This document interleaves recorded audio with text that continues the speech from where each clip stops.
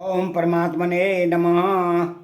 दूसरे अध्याय में आग्निंद का चरित्र, जो प्रियव्रत के पुत्र थे, उसके बारे में श्री सुखदेव जी कहते हैं कि पिता प्रियव्रत के इस प्रकार तपस्या में संलग्न हो जाने पर राजा आग्नेन्द्र उनकी आज्ञा का अनुसरण करते हुए जम्मू द्वीप की प्रजा का धर्मानुसार पुत्रवत पालन करने लगे।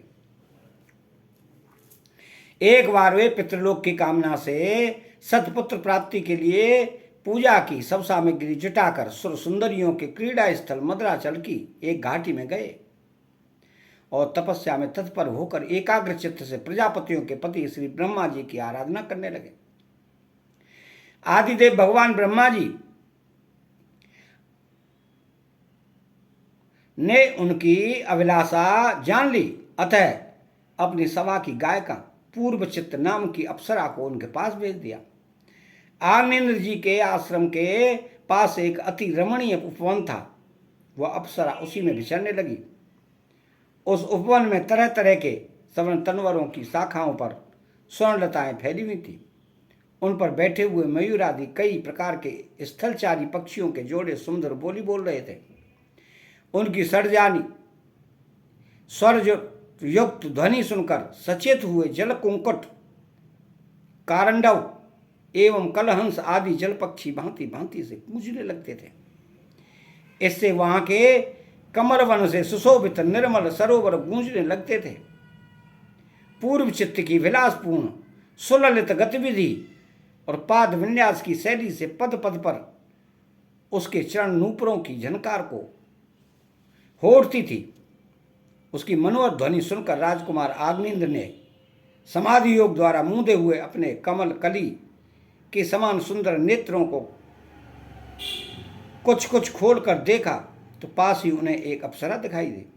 वह भ्रमरी के समान एक एक फूल के पास जाकर उसे सूंघने लगी तथा देवता और मनुष्यों के मन और नयनों को आह्लादित करने वाली अपनी विलासपूर्ण गति, क्रीड़ा, चापल्य, लज्जा एवं विनययुक्त चिंतवन, सुमधुर वाणी तथा मनोहर अंगा अवयवों से पुरुषों के हृदय में कामदेव के प्रवेश के लिए द्वार सा बना देती थी।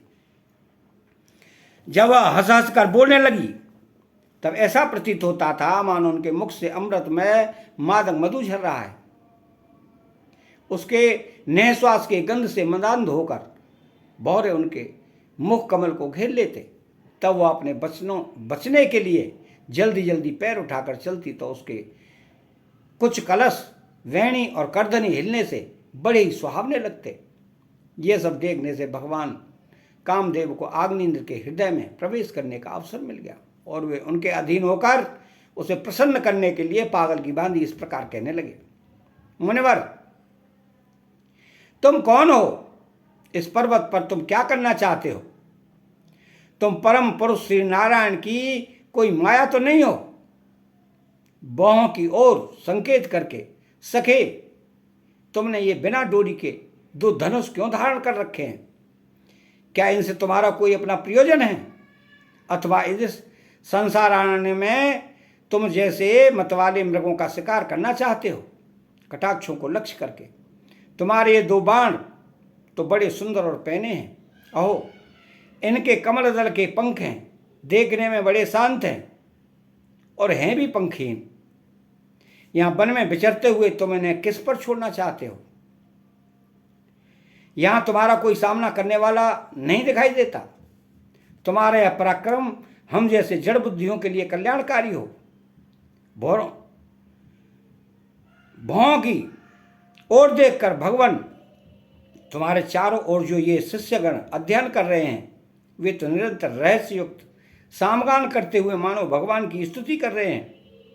और ऋषिगण जैसे वेद की शाखाओं का अनुसरण करते हैं, उसी प्रकार ये सब तुम्हारी छोटी से झड़े हुए पुष्पों का सेवन कर रहे हैं।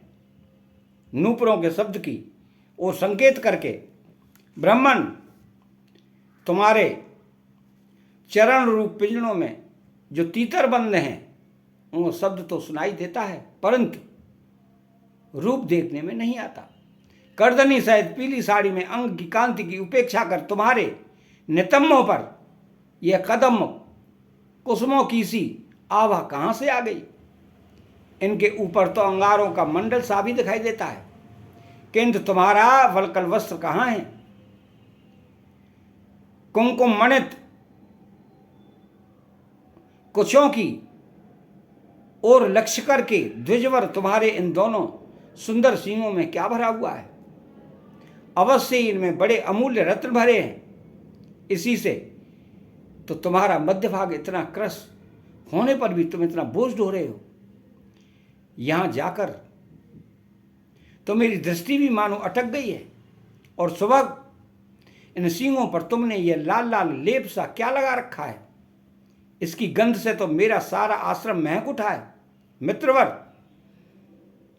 मुझे तो तुम अपना देश दिखा दो, जहां के निवासी अपने वक्ष स्थल पर ऐसे अद्भुत अवयव धारण करते हैं, जिन्होंने हमारे जैसे प्राणियों के चित्तों को क्षुब्ध कर दिया है, तथा मुख में विचित्र हाव भाव, सरस भाषण, अधरामृत जैसी अनूठी वस्तुएं रखते हैं।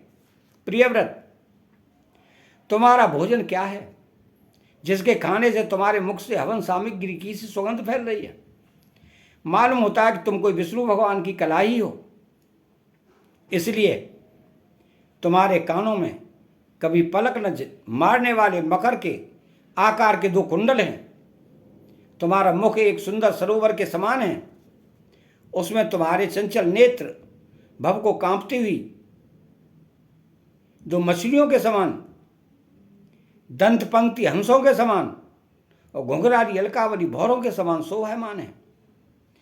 तुम जब अपने कर कमलों से थपकी मारकर इस गेंद को उछालते हो, तब यह दिशा विदिशाओं में जाती हुई मेरे नेत्रों को तो चंचल कर ही देती है, साथ साथ मेरे मन में भी खलबली पैदा कर देती है।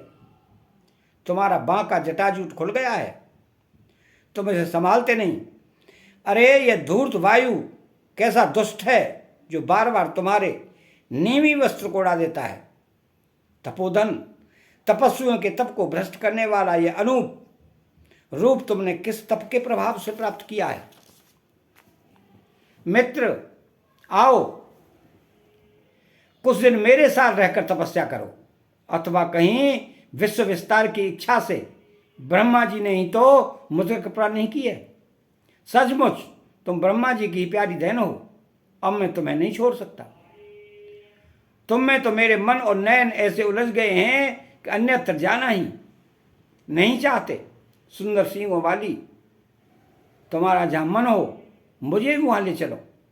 मैं तो तुम्हारा अनुचर हूं और तुम्हारी ये मंगलमयी सखियां भी हमारे ही साथ रहें। श्री सुखदेव जी कहते हैं कि राजन, आग्नेन्द्र देवताओं के समान बुद्धिमान और स्त्रियों को प्रसन्न करने में बड़े कुशल थे। उन्होंने इसी प्रकार की रति चातुर्यमयी मीठी मीठी बातों से उस अप्सरा को प्रसन्न कर लिया। वीर समाज में अग्रगण्य आग्नेन्द्र की बुद्धिशील रूप अवस्था लक्ष्मी उदारता से आकर्षित होकर वह उस जम्मू दीपाधिपति के साथ कई हजार वर्षों तक पृथ्वी और स्वर्ग के भोग भोगती रही।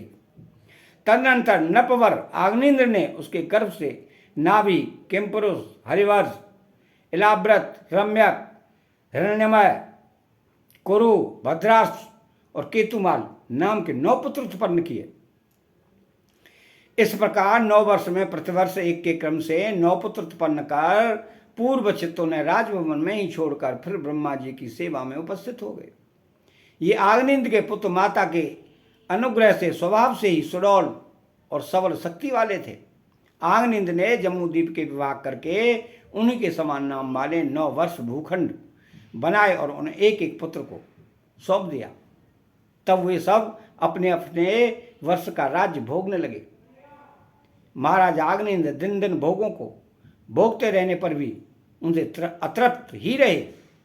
वे उस अप्सरा को ही परम पुरुषार्थ समझते थे, इसलिए उन्होंने वैदिक कर्मों के द्वारा उसी लोक को प्राप्त किया जहाँ पितृगण और सुकृतों के अनुसार तरह तरह के भोगों में मस्त रहते हैं। पिता के परलोक को सुधारने पर नाभि आदि 9 भाइयों ने मेरु की मेरु देवी प्रतिरूपा, उग्र दृष्टि, लता, रम्या, श्यामा, नारी, भद्रा और देववीति नाम की 9 कन्याओं से विवाह किया। अतः दूसरा अध्याय यहाँ समाप्त होता है। चैनल को सब्सक्राइब करें, बेल आइकन घंटी को दबाएं और कमेंट बॉक्स में राधे कृष्णा लिखें। जय श्री कृष्ण।